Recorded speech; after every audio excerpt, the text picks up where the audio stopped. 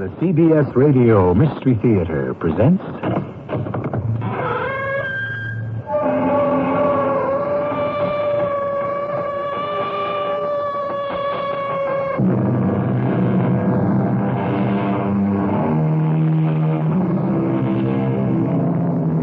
Come in. Welcome. I'm E.G. Marshall. Why do they do it? Relinquish a life of reason and relative quiet for anxious days and inevitable discovery and death. Who are they? The spies, the undercover agents, the counter spies, the double agents, all those who deal in espionage. Today, an account drawn from the life of the most controversial spy of her time, Mata Hari, and an attempt to unseal the mystery of a woman considered too dangerous to live. What is this work you offer me? Espionage. What? To be a spy. Me? A spy? Madam Mata Hari, I believe you are the ideal person to spy for Germany. But I know nothing about it. It doesn't matter. We can teach you.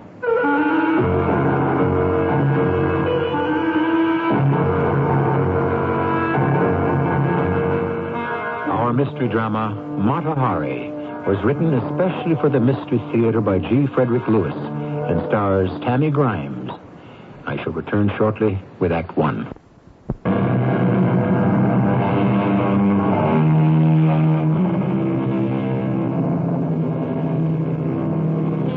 Gathering intelligence has been an essential occupation for thousands of years. What, in essence, is the other country up to? 1300 B.C., the Hittites sent spies to check out the intentions of Tutankhamun's widow. Their instructions? Bring me back reliable information, ordered the Hittite prince. Espionage is not a game for amateurs, yet there are many who do it for love or money. Among them, the beautiful dancer Mata Hari, who discovered spying far more dangerous than glamorous.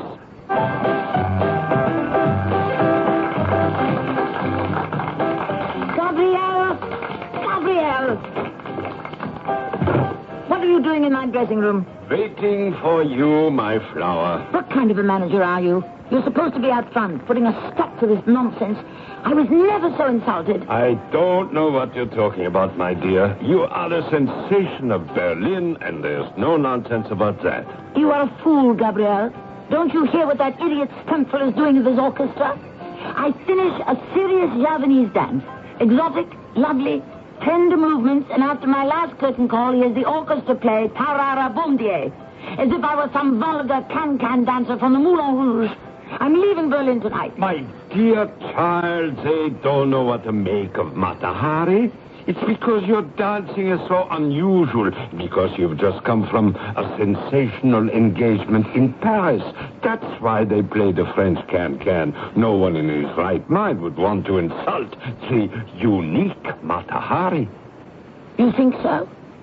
You really think so? Oh, I send in your dress, Louisa, you get into your street clothes, and we're going to have some coffee at the Sacher. And chocolate cake? No chocolate cake.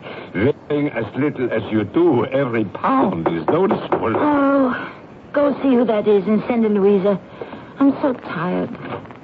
Yes? Bitte, I'm Hans van Jago, Chief Berlin Police. Oh, you've come to arrest Madame Mata Hari or compliment her? Certainly not to arrest her. It is the Chief of Berlin Police to see you, darling.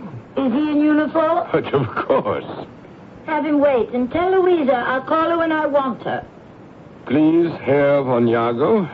Madame will be out presently. I will wait for you outside, darling. Herr von Jago, this is indeed a pleasure. Please sit down. I hope I am not interrupting you. Not at all. I was about to get out of my costume, but since I have a visitor, I shall rest here on my chaise. Would you pour me a little drink from the bottle and do help yourself? You may sit on the edge of my chaise if you wish. I think your uniform is splendid. I've always liked men in uniform. Thank you. Here, pause it. Delicious. Nicht wahr? You speak German very well. And French and English and Dutch and Javanese. How nice of Berlin's chief to come see me backstage. My pleasure. And I brought you these roses. My compliments. Roses. My favorite flower. I cannot get enough of them. Roses. In December. I think, Herr von Jago, you deserve a little private temple dance as a reward.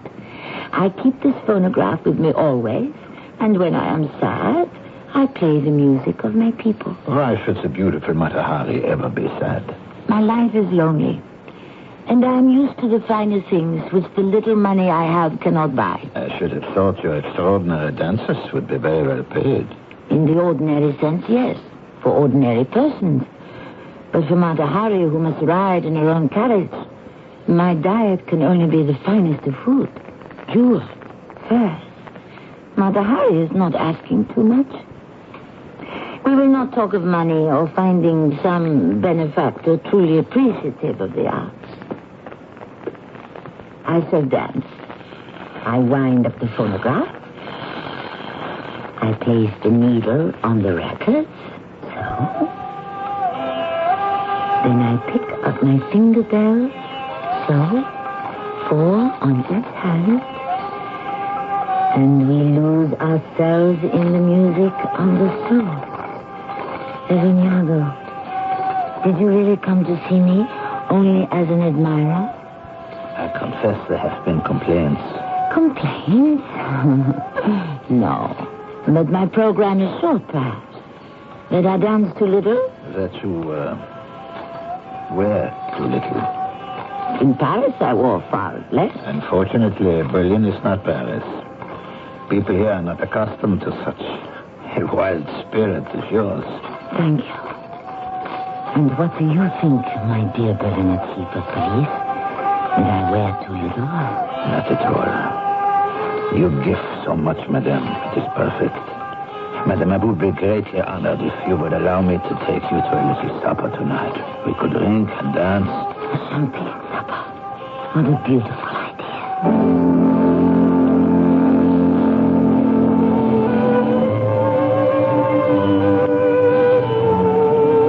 What are you doing at the Berlin Cafe? Walter Nikolai, what a surprise.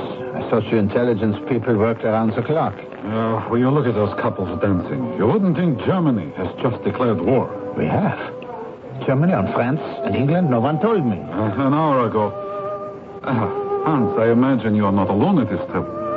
One doesn't drink champagne by oneself. I have a beautiful and exceedingly talented lady with me. She has just gone to powder her nose. Here she is. Mata Hari, the Hindu dancer?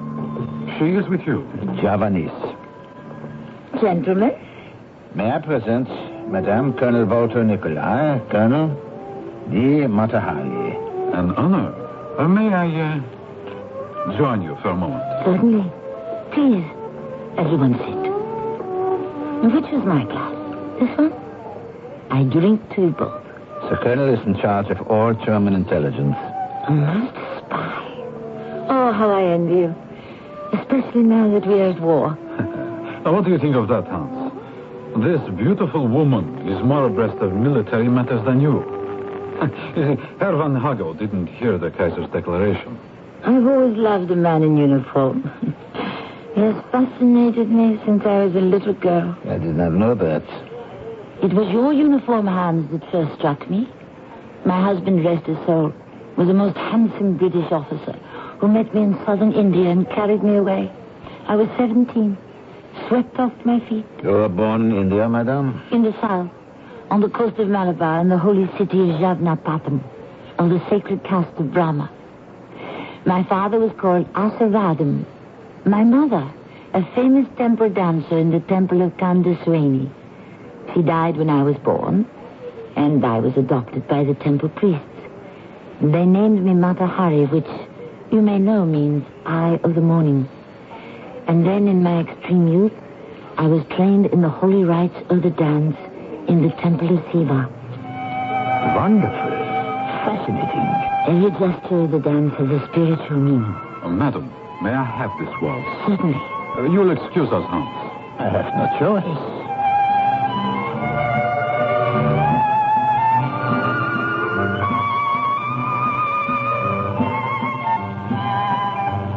Please, go on, madam, with your story. You really wish to know? Well, I wish to hear you tell it. At the age of 13, I was initiated into the mystery of faith and love.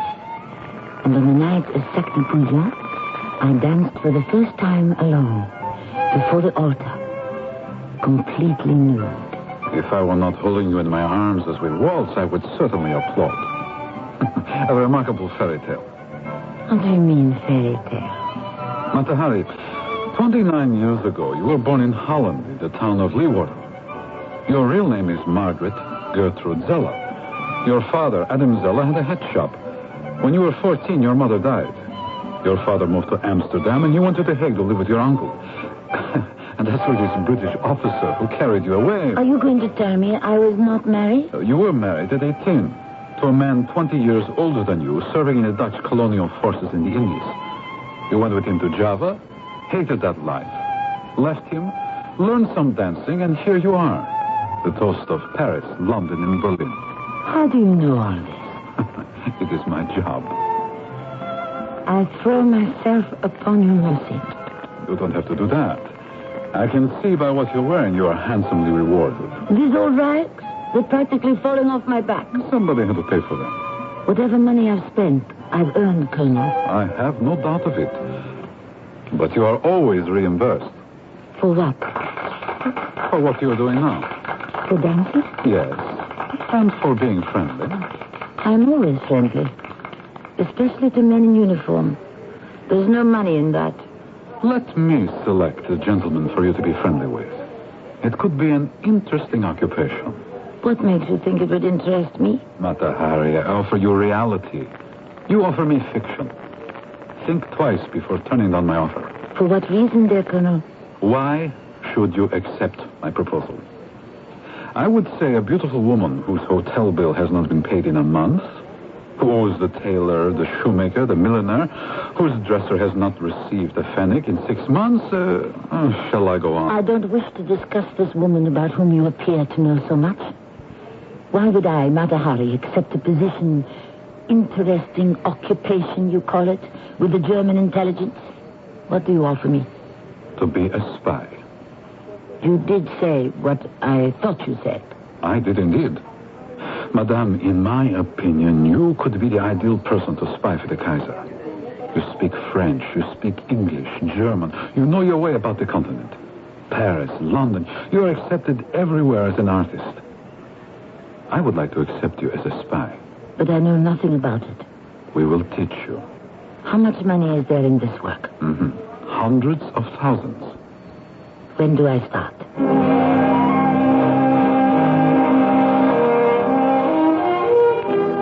Although she denied it to her dying day, Mata Hari then and there agreed to spy for the Germans. As she had done in the past, she would continue to entertain her old friends of the French military, and whatever she could learn, pass along to German intelligence. It was all a game to her, part of the role of the international entertainer. Besides, the dangers were slight, just enough to lend spice to the adventure. After all, so many loved her. Was there anyone in all Europe who would harm her? I shall return shortly with Act 2.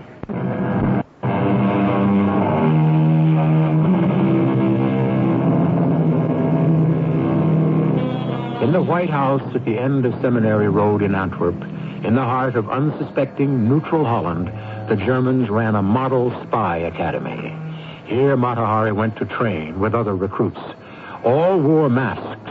No one was identified by name.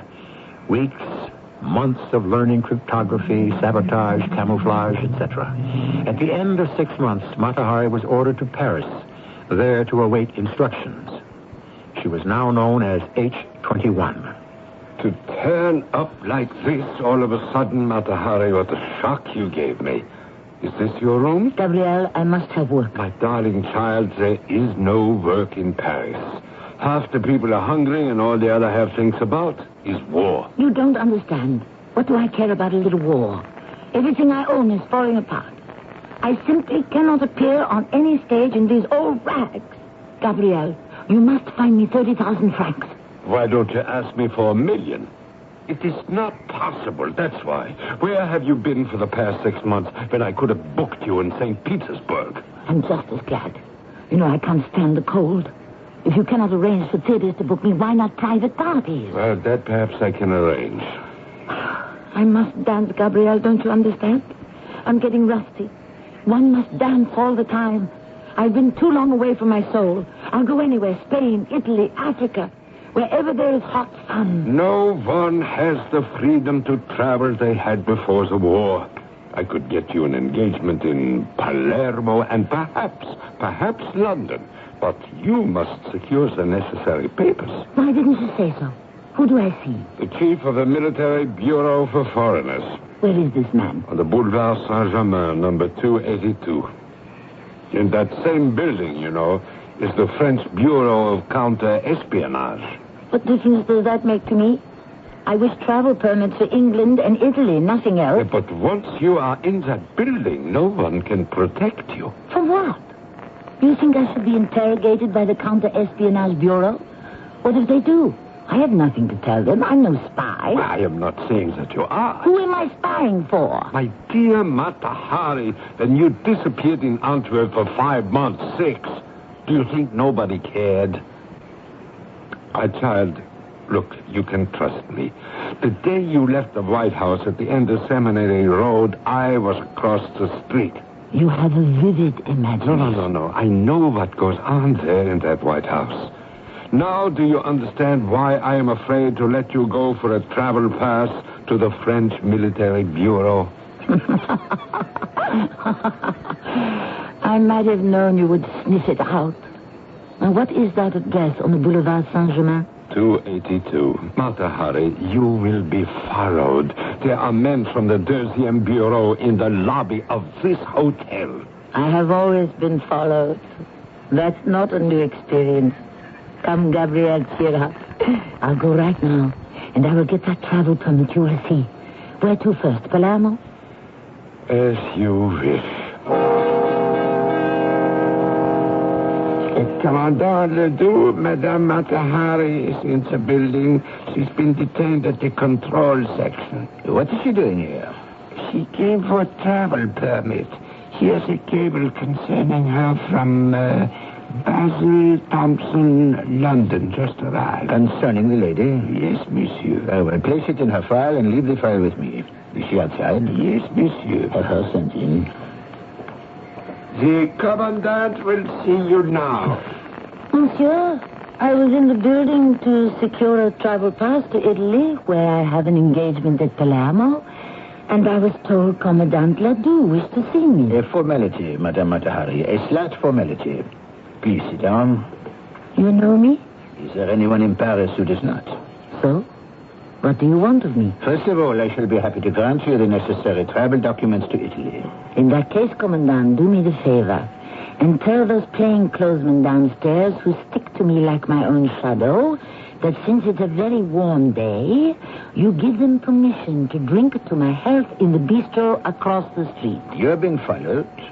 Are you sure? My dear man, I am always sure. It is not possible that Ledoux, the chief of the 2e Bureau, does not know I am being followed. Why is this? We have received cables from the British that you are in the employ of German espionage. Why do the British talk such nonsense? You are not a German spy. I am a dancer, Commandant. This idiotic game has to end. If you consider me dangerous, then expel me from France. If I am only a nice little dancer who wishes to seek employment in Palermo, let me have my travel pass and let me go. Here is your passport. The permit is in order. You are still a Dutch citizen, no? Proud to be and neutral. Stay neutral. You will live longer. I would like to see you again, madame, when you return from Palermo. My pleasure.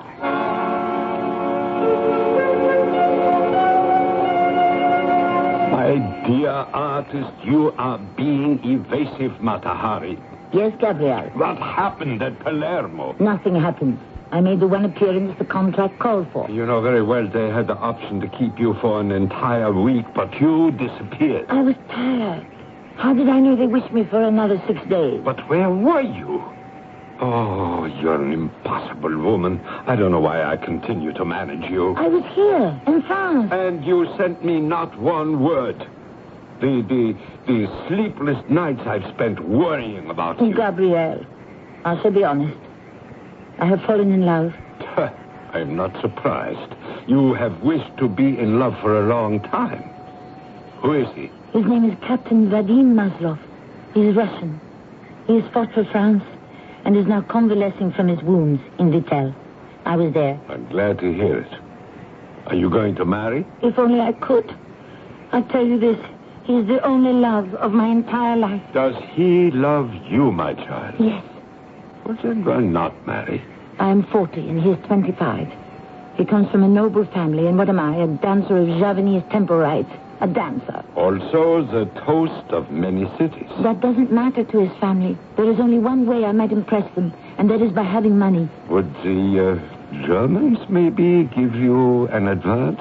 I have yet to receive an assignment. All that time wasted in Antwerp. 6 months. Why did I say I'd work for them? I was stupid. Only the French know what information is worth. The commandant. The commandant. Why didn't I think of this before?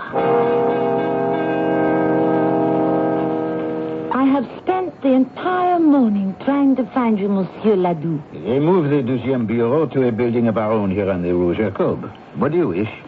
You wanted to see me when I returned to Paris. Only to make certain you are in good health.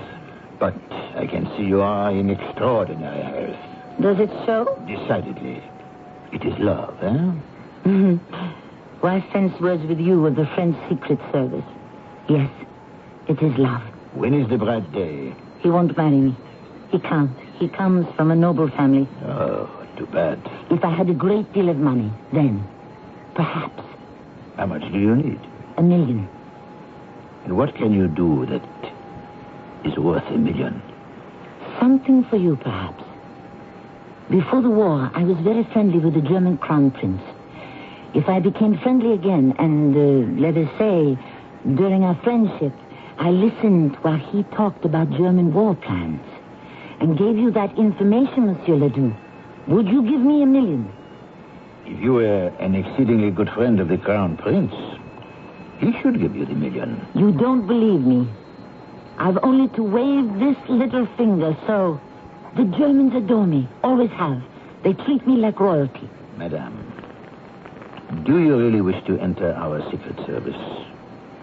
It is dangerous work. I never doubted it. Let me tell you something. I am absolutely certain that you are spying for the Germans. Huh? Let me finish, I beg you. What I cannot understand is why you have just made me a proposal which will make it necessary for you either to betray the Germans or ourselves. You are an infant in this business, so let me warn you. If there are any hazards worse than being a spy, it is being a double agent. You don't know women, monsieur. The worst hazard in the world is to be a woman in love. Truly in love for the first time. And to be afraid it could slip through your fingers. It is for that I am gambling. Madame, betray us, and it is the firing squad. Will you stop scolding me and warning me? Am I in your employ? Yes. Is it worth $1 million? It is up to you to prove that. My first assignment is what? You will go to Holland, but not directly. I have booked your passage via Spain. This is your itinerary. You were very sure of me, weren't you? We knew about Captain Vadimaslov and yourself at Vittel. After all, a Frenchman does know something about love. Your first stop, Irun. From there, you will take the Midnight Express to Madrid, and from there to Vigo. Then, embarking on the SS Hollandia bound for Rotterdam. Everything is said down here. Memorize it and destroy it. One favor. It looks better on a train if a woman is not traveling alone. Can I ask my manager to accompany me as far as Madrid? If he pays his own way, why not? Outside, my assistant has a packet of money for you. Not $1 million, but enough to take care of you to Rotterdam. The train connection to Iran from Madrid leaves tonight. Give Gabriel my regards. You know Gabriel, my manager? We were in school together. He went into the theater, I went into the police. Bon voyage.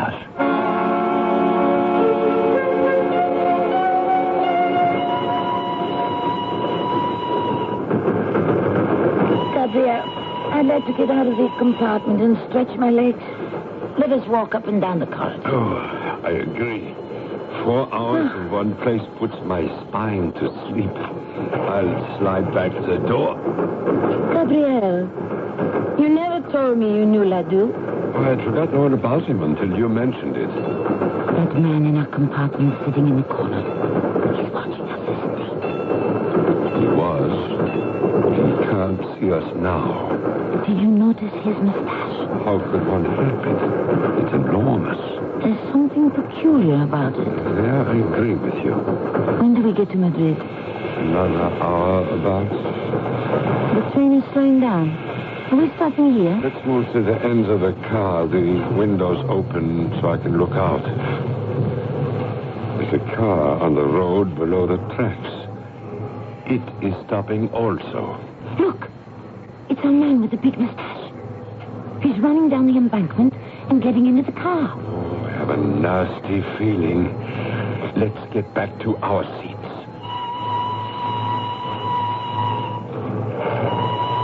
My suitcase has been opened. And so has mine. That gives me a lot of satisfaction. Oh, it does, huh? First of all, I instinctively knew she was following us, which means my intuition is working well. Secondly, there isn't a scrap of anything in my case that would reveal I was anything but a Javanese dancer. Have I met all of you? Gabriel, may I introduce you to Mata Hari herself? Mata Hari, spy for the Germans. And Mata Hari, a spy for the French. And if it is the only way to make the money I need, I would offer my services to the Italians, the British, and the Hottentots. Mata Hari, an adventurous by nature, was discovering that being a spy was far more exciting than being a dancer, especially in Spain, where she was headed for. In those days, Madrid was a hive of international intrigue. Spies from all countries on its streets and in its cafes. But who is it shadowing Mata Hari? We'd also like to know. I shall return shortly with some information on that and all of Act 3.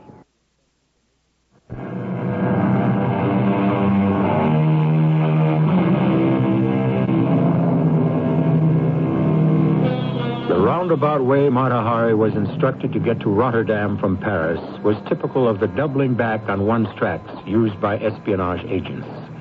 As she made her way out of the Madrid railroad station, Mata Hari was suddenly seized and pushed into a car. The car took off, leaving Gabrielle, her manager, standing at the curb. What do you think you're doing? Let me out of here. For 3 hours, you silenced the compartment opposite me and did not recognize me. Hans von Jacob. It's the mustache, and you dyed your hair black. I told Gabrielle there was something wrong with your mustache. Why are you in Madrid? Why are you not in Paris? We ordered you to Paris. I waited for word from you, nothing. So you followed me and searched my luggage. I hope you're satisfied. I hope Walter Nikolai will be satisfied. If he wishes my services, you should give me orders and money. These are your orders. Tomorrow's the night train back to Paris. H21 will regard you as a full-time employee of the Kaiser. Ensure that you do not mistake that.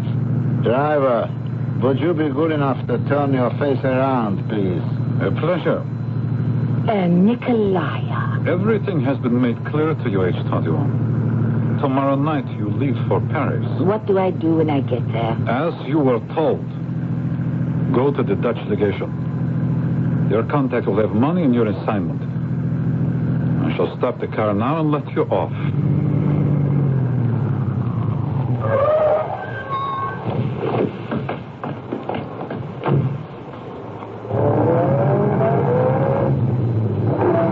The woman's a fool, Van Jacob. We had no business training her in the first place. A waste of time. I feel sorry for her. People like that get in the way. She made a deal with the Gem Bureau to spy for them as well. What for? To her, this is a game. I see hundreds, thousands of men risking their lives for the Kaiser. And what is this Mata Hari good for? Don't tell me I know. She is to be shot right away. Those are the orders I've given. Outside the Dutch legation in Paris.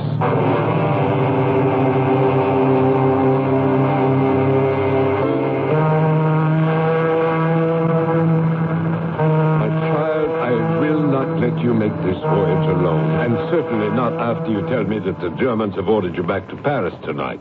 The Hollandia will have sailed by then, and I am on it bound for Rotterdam.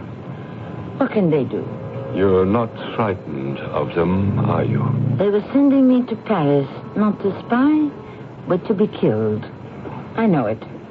Now will you go ashore while there is still time? Oh, but how can I leave you? I wouldn't have a moment's peace until I knew that you'd arrived safely in Holland. It's one straight line from Spain to Rotterdam. What can go wrong? You have a facility, my dear, to make the worst happen. There's only one stop before Rotterdam, and that is Falmouth. Falmouth, England. I never had any trouble with the British.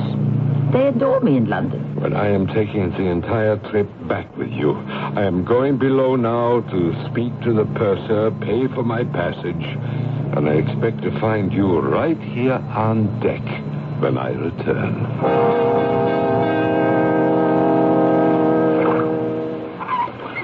England is beautiful from the water. Well, it's much quieter than the Channel, the way we usually go.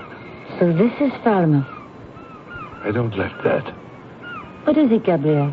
There's a cutter just pulled alongside. Perhaps they're putting on mail for Rotterdam. Will everyone remain on the boat deck, please? British authorities are checking all passports. Thank you. You hear that? What difference to me? My passport's valid. I'm a Dutch citizen going home. Madam, may I see your passport, please? Certainly. You are Miss or Mrs. Mata Hari, Dutch citizen? I am. You will come with me. Why? I'm going on to Rotterdam. We have reason to believe this passport is false.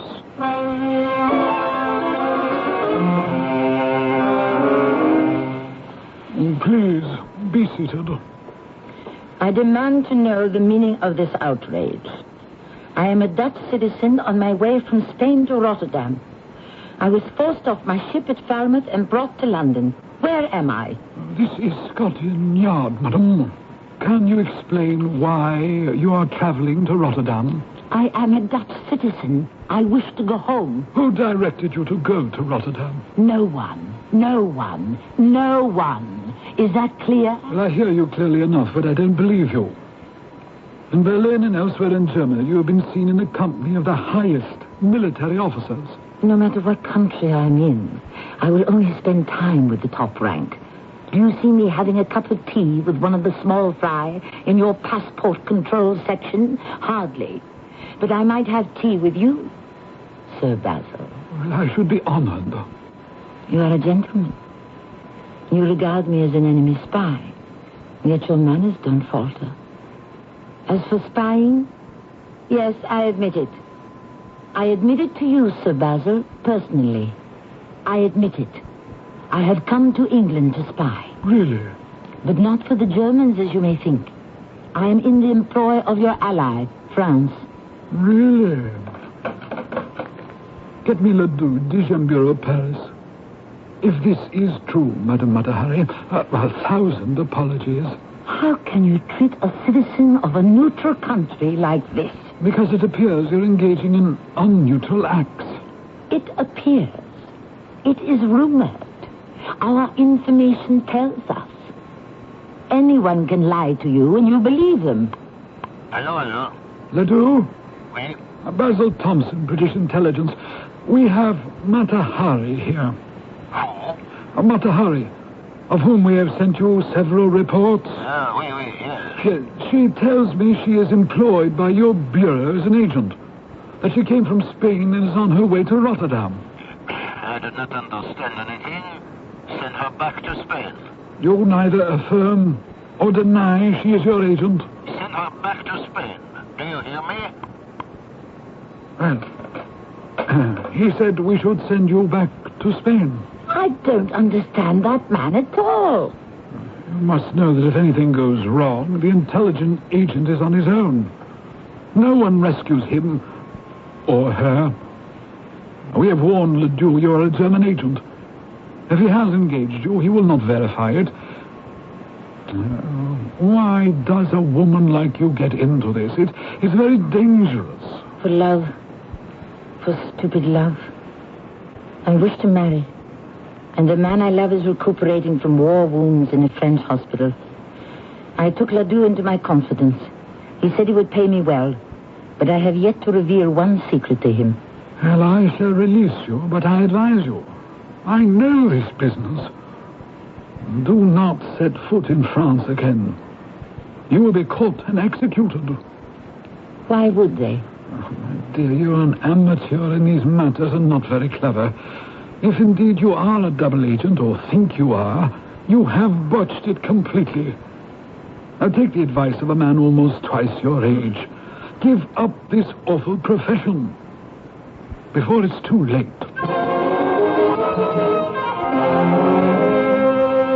George, a favor, I beg you. Gabriel, I know what you are going to ask me. It is about the dancer you manage, Mata Hari, the eye of the morning. Yes, it is. I warned her, George, before she came back to France. She was warned at Scotland Yard. Everyone said, leave the spying alone and just dance. But she wouldn't. Where is she? At Saint-Lazare prison.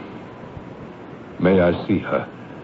Gabriel, it will take some time to arrange. There will be a trial? Oh, yes. Soon? No, several weeks, perhaps months from now. I must see her and assure her that she will be freed, that it's all a mistake. She will not be freed, mon ami. You mean she may be shot? Very likely. Spies are always shot. She played double agent and got caught. She didn't know what she was doing. All her life she lived in a dreamland. And then suddenly it became real. Gabriel, I will see what I can do for you.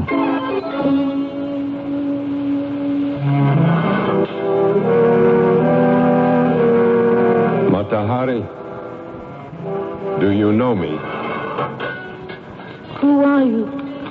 Gabriel. It's so dark in here. Why have you been so long, Gabriel? I didn't think you would desert me like all the others. My child, the day they brought you here, I spoke to everyone I know in Paris for permission to see you. They have kept me waiting all these weeks. I go out of the cell sometimes. There is a military captain who questions me. No one believes me. What do they say? Here is a beautiful woman, they say. Gabriel, it's a good thing you can't see me. My beauty is gone. I'm fat. My skin broken out.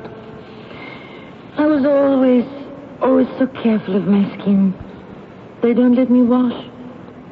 Here is a beautiful woman, they say. She speaks 5 languages. She has friends in every capital in Europe. Where are those friends, Gabriel? Did you see any friends of mine out there? I am trying to get several influential people together to speak of your good character, so you will have help when the trial comes. No one will speak for me. Will you deliver a note to Captain Boucheron? He can get me news. I must write a nice note, not hysterical. Have you pencil and paper? Yeah, I brought some. I will sit on the ground by the door so I can see. Go ahead. I would be grateful if you would give me some news of Captain Maslov. I am worried and weeping such a great deal.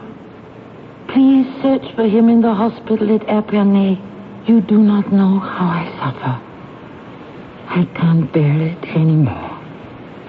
Gabriel, You will take that message. I promise, little one, I will deliver it myself. We were hoping so much to have a life together.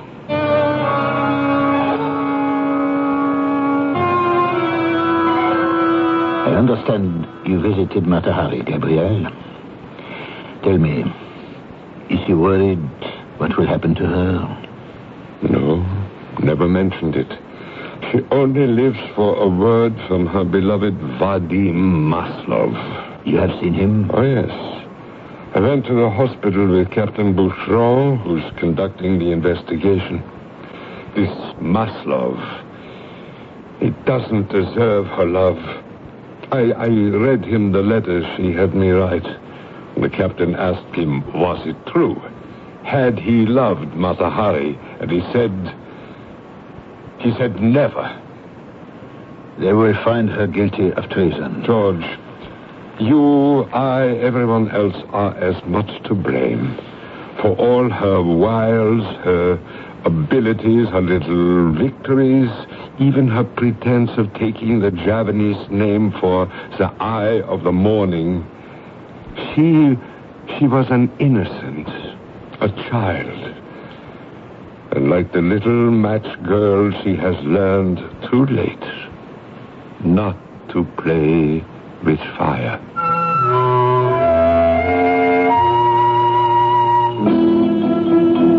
Early in the morning of October 15th, 1917, Mata Hari was taken outside of Paris to face a firing squad.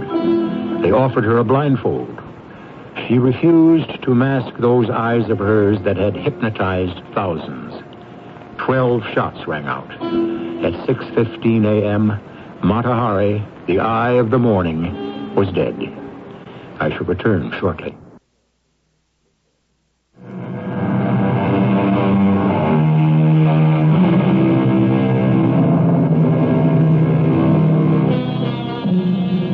As we look back at the story now, it is evident that espionage as a trade can only be successfully carried out by those who are impersonal. It is not a game to play at.